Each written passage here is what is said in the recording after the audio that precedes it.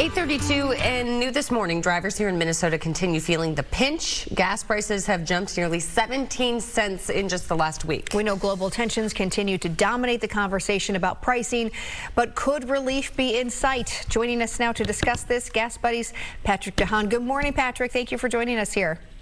Good morning. Thanks for having me. Everybody's interested in gas prices right now because, frankly, everybody's feeling it and is noticing it. Let's talk about what is happening overseas. We know the tensions with Iran, those strikes in Europe with the refinery spots, always impacting.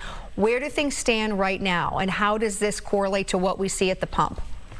Yeah, just remaining a very active situation, as you mentioned. Gas prices jumping virtually coast to coast over the last week. Minneapolis-St. Paul, no exception to that, with, as you mentioned, prices jumping north of 15 cents a gallon. Gas prices back above that $4 mark, in fact, averaging about $4.10 a gallon this morning.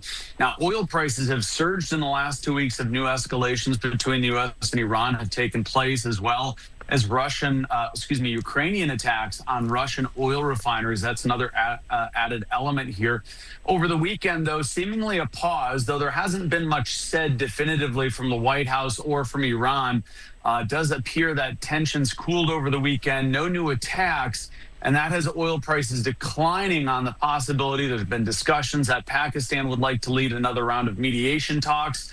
For now, oil prices down about $5 a barrel so far this morning, and that could point out that this week we could see some stability. Of course, this is a very active situation, so any new escalations or attacks could immediately push oil up, whereas if we talk about de-escalations, if there's a peace deal, oil could go down. So who knows what direction we'll see. For now, though, as I mentioned, oil down significantly this morning. That may set the pace for where we go this week.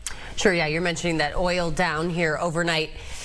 Any timeline when we're looking at this conflict, now that we've been in it for the last couple of months, of when we could see those prices? You mentioned kind of stable. Does that mean we should expect to kind of stay here this week?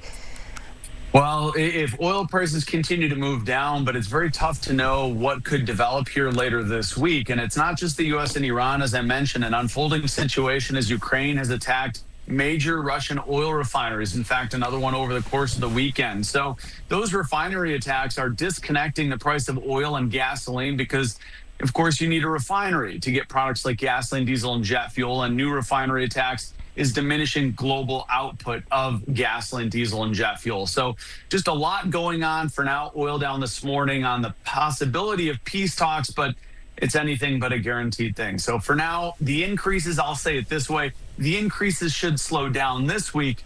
Whether or not we see decreases, well, that's going to be contingent on whether or not oil will continue to fall as it is this morning. All right, Patrick, pick your brain for a second here. You know, I think a lot of people don't understand, myself included, how do we get to, you see a price for oil, you see it on the big board, you see how do we get it to actually when you're filling up?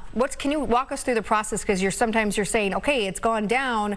Why has the price not gone down at the pump? Why is the store across the street so much cheaper than this one? Can you explain a little bit on that?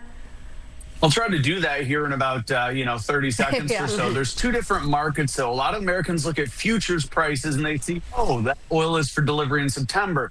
What they don't see is there is also a spot market for what you pay on the spot. That's what retailers are paying, those spot or wholesale prices. And those move down. While if oil plummets today, those wholesale prices will plummet later tonight. But stations only buy gas every 2 to 4 days. Theoretically, that means a station that just filled their underground tanks yesterday may not be buying that cheaper gasoline that we could see later today until conceivably later this week. And only then will they start to lower prices a few cents every day. And that's why those decreases, they can take a week or two to really amount to something. Hey, I think you summarized that quite well in 25 seconds. Very good. Perfect. Patrick Haan, as always, thank you for joining us, and I'm sure we'll be checking in with you here over the next couple of weeks. Thanks for having me.